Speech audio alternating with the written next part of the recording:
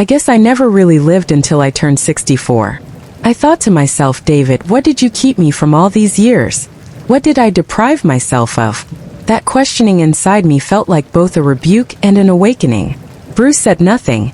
He just watched me, and that gave me courage. He supported me, not with his hands but with his gaze, as my fingers slowly grasped the straps and slid them down. Oh hi, didn't see you there. I was just telling a little story about what we went through. Let me start over so you can get the full picture of how it all unfolded.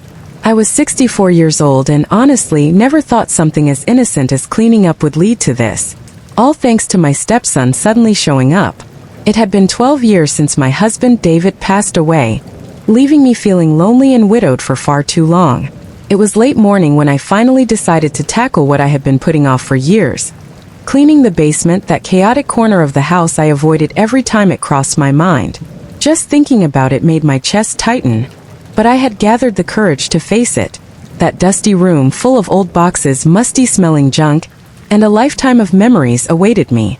The first box I opened revealed something that completely caught me off guard. An old photo album from my younger days. As I flipped through it, one particular photo stood out. It was from a beach party. There I was holding a margarita in one hand, wearing a bright orange bikini, laughing like I didn't have a care in the world.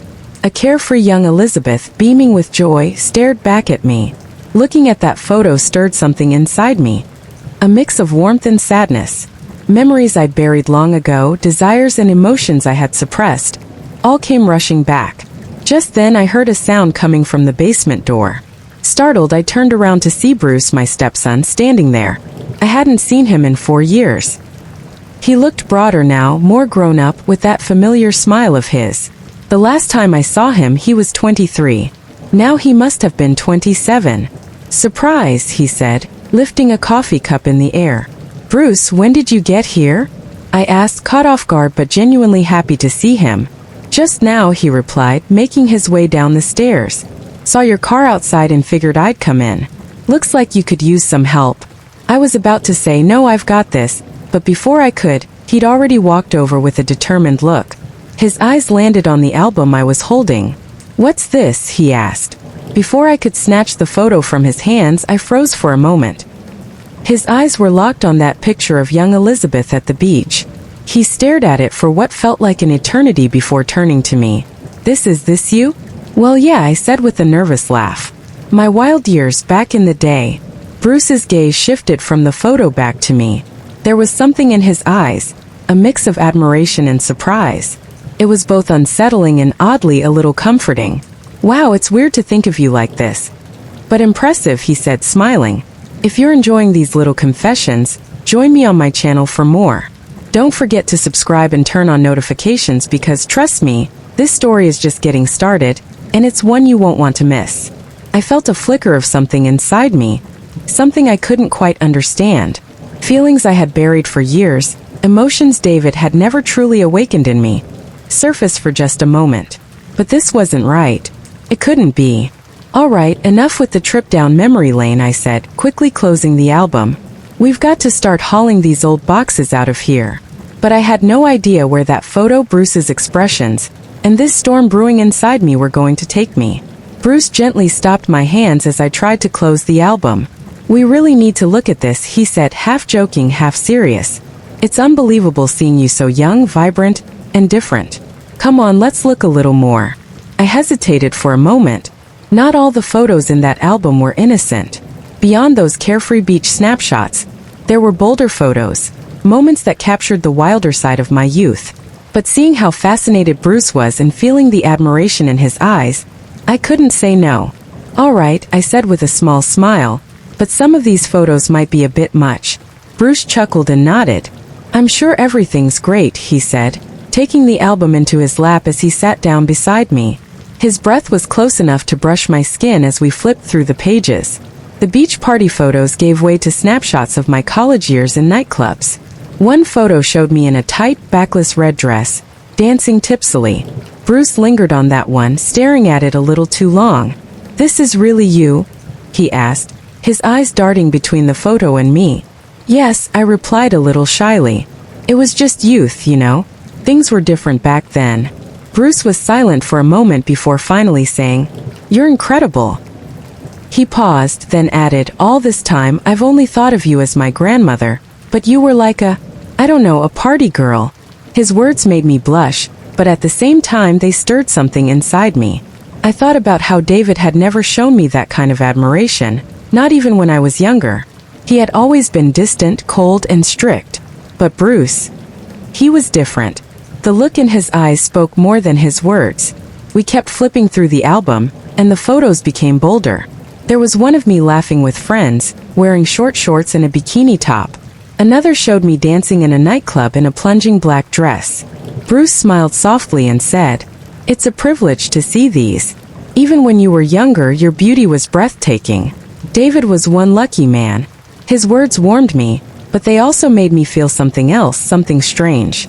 The more I felt Bruce's attention, his interest, the more I realized there was a pull between us.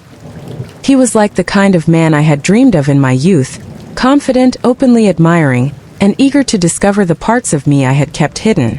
When we reached the last page, Bruce closed the album but didn't take his eyes off me. "Elizabeth," he said in a low voice, "you're truly extraordinary." His words surprised and moved me. It had been so long since anyone had looked at me that way or said things like that to me. When our eyes met, I felt the air between us grow heavier. Something was shifting. Despite the cold, dusty atmosphere of the basement, a warmth rose within me. Bruce's presence was making me feel young again. As Bruce closed the album and turned to me, that deep admiration was still in his eyes. "Elizabeth," he said, his voice low but completely sincere, "after seeing all those pictures, I have to say this, you haven't aged a day. You still look young and absolutely beautiful." The compliment took my breath away for a moment. Even in my youth, I wasn't used to hearing words like that, especially not from David. My heart beat a little faster, and I felt a slight warmth creeping into my cheeks. "Thank you, Bruce," I said, "but there's no hiding the fact that I've aged." I paused, gathering courage before continuing. "Maybe I've gotten older, but I haven't lost touch with my desires. I've never let go of them." Bruce smiled, his green eyes locked on mine unwaveringly. "I can feel that," he said. "You're not just beautiful, you're absolutely captivating." I couldn't help but let my eyes wander over his athletic frame for a moment. His tall stature, broad shoulders, and slightly curled blonde hair gave him the air of a movie star. But what struck me most was the confident yet gentle expression in his green eyes. "It's interesting hearing something like that from someone like you," I said, smiling faintly. "David was never like you. Always so calm, so distant. He never did anything to truly surprise or excite me. He was a good man, but—" Bruce tilted his head, listening intently. "But not the kind of man you desired, right?" he asked. I thought about looking away but couldn't. "Yeah," I said honestly. "David was never as exciting or passionate as I wished he could be.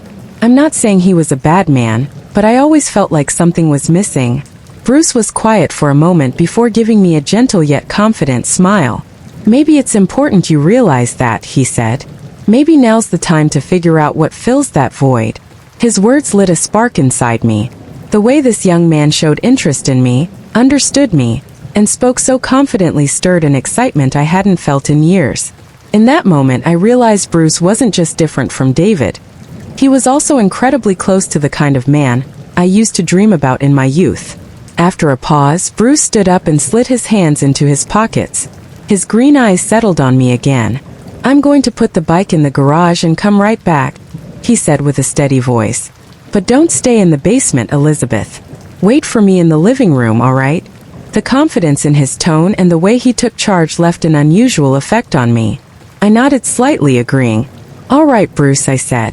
Bruce walked upstairs with quick steps, and as I watched him go, I found myself thinking about how even his love for his motorcycle was affecting me. I imagined how he might look while working on it or riding it. Energetic, passionate, determined. Exactly the kind of man I used to dream about when I was younger. "He's so much like the person I always imagined," I murmured to myself. "But he's my step-grandson. And yet, right now, he's really having an effect on me." I moved to the living room and waited. It wasn't long before Bruce returned, holding a bottle of wine. The moment my eyes landed on the label, I recognized it immediately. It was my favorite wine, Rose. I had no idea how he knew or why he had thought of it, but once again I felt a spark ignite inside me. "I got it from the best place I could find," he said with a slight smile. "I hope you like it." "Like it?" I responded, surprised. "Bruce, this is my favorite wine. How did you know that?" He shrugged, an expression on his face suggesting he didn't want to elaborate much. "I noticed little things when I was younger. I guess I remembered correctly." I paused for a moment. The fact that this young man remembered so much about me touched me deeply. "Bruce," I said softly, "this wine is really special and very thoughtful of you. Thank you." He opened the bottle, poured it into 2 glasses, and handed me one. "Then let's share some good memories tonight, Elizabeth," he said. I raised my glass and we toasted. As I took the first sip, the unique taste of the rose danced on my tongue, and I couldn't help but keep my eyes on Bruce. As the conversation flowed, I found myself increasingly drawn to him, not just for his appearance but also for his way of thinking and carrying himself. At one point, when our glasses were nearly empty, Bruce's eyes met mine again. There was warmth in his gaze, a pull I couldn't ignore. Inside me, I felt something shift, a mix of fear and excitement. Yet I still had no idea where these feelings were leading me. Suddenly, Bruce paused. He set his glass on the table and turned his eyes back to me, this time with a more determined, more intense look. "Elizabeth," he said, his voice low and filled with emotion he couldn't hide. I looked at him, realizing my breathing had quickened. My heart was pounding in my chest. "Yes, Bruce?" I whispered, my voice barely audible. At that moment, Bruce took my hand. The warmth of his fingers gently moving over my delicate, slender hand sent a rush of emotions through me. "I know I shouldn't say this, but," he began, "when I look at you, I can't stop myself. You're not just incredibly beautiful. You're so much more than I ever imagined." His words resonated somewhere deep inside me, and I felt my face flush. "Bruce, you," I started, but before I could finish, he hesitated for just a moment before leaning in. At that instant, it felt as if my heart might stop. Watching him move closer, I knew I should say no, but I couldn't fight the powerful pull I felt toward him. When his lips touched mine, slow and deliberate, the world seemed to pause for a moment. That kiss, gentle yet deep, awakened desires I had suppressed for years. His firm hands moved to my waist, and I allowed myself to surrender completely to the moment. When Bruce's lips pulled away from mine, the tension between us lingered in the air. My heart was still racing wildly. I looked at him, hoping my eyes could somehow express what I was feeling, but putting those emotions into words seemed impossible. Driven by an impulse I couldn't ignore, I leaned in and kissed him again. This time I was the one making the move. As my lips pressed against his once more, something inside me felt alive again. Bruce seemed a little surprised at first, but he quickly responded. Our kiss grew deeper, more passionate. His hand slid to my waist, his strong fingers pulling me closer with a gentle yet firm touch. I could feel his warmth radiating through my entire body. As we lay side by side on the couch, there was barely any space left between us. His presence, his breath, everything about him filled the moment completely. Resting against Bruce's chest, a restless feeling began to stir inside me. My heart was still racing, but this time it wasn't fear or hesitation. It was a burning desire to let go completely. I slowly sat up, feeling his curious but calm gaze on me. His eyes, so focused and intense, seemed to understand everything happening inside me without needing a single word. As I stood up, I hesitated for a moment, my heart pounding as I let a bold, powerful urge take over. My hands moved to the thin straps of my dress, which suddenly felt like chains holding me back. Bruce didn't say a word. He just watched me, and somehow that gave me courage. He was supporting me, not with his hands but with his eyes. When my fingers grasped the straps and slowly slid them down, the dress slipped off my shoulders and fell gently to the floor. The fabric pooled around my bare feet like a soft puddle. At that moment, I could finally breathe. It wasn't just a physical act. It felt symbolic, like shedding years of restraint and finally finding my freedom. When I turned my gaze back to Bruce, the admiration and awe in his expression were unmistakable. He didn't have to say a word. He understood this was my moment, breaking through my own limits and fully accepting myself. Bruce slowly stood up from where he was sitting and extended his hand toward me. His touch, as always, was both tender and firm, but this time I wasn't just embracing him. I was fully embracing myself. For a full 15 minutes, I stayed in that same position on the couch, barely moving. I was so close to passing out, but somehow I managed to hold on. Maybe it was the years of longing that had built this strange resilience in me. Bruce's strong, powerful frame had always drawn me in, but now, the intensity of my attraction was on a completely different level. I was left breathless, as if I had left the entire world behind. My heart raced, my body trembled, and every inch of me felt the impact of his presence. For the first time in my life, I felt physically exhausted in the most exhilarating way. It wasn't a limit, it was a liberation. Even as I was lost in these overwhelming emotions, my mind wandered into a strange reflection. I haven't truly lived until now, I thought. David, what did he hold me back from all these years? What did I deny myself for so long? This inner questioning felt like both a quiet rebellion and a long overdue awakening. Bruce, still catching his breath, ran a hand through his hair.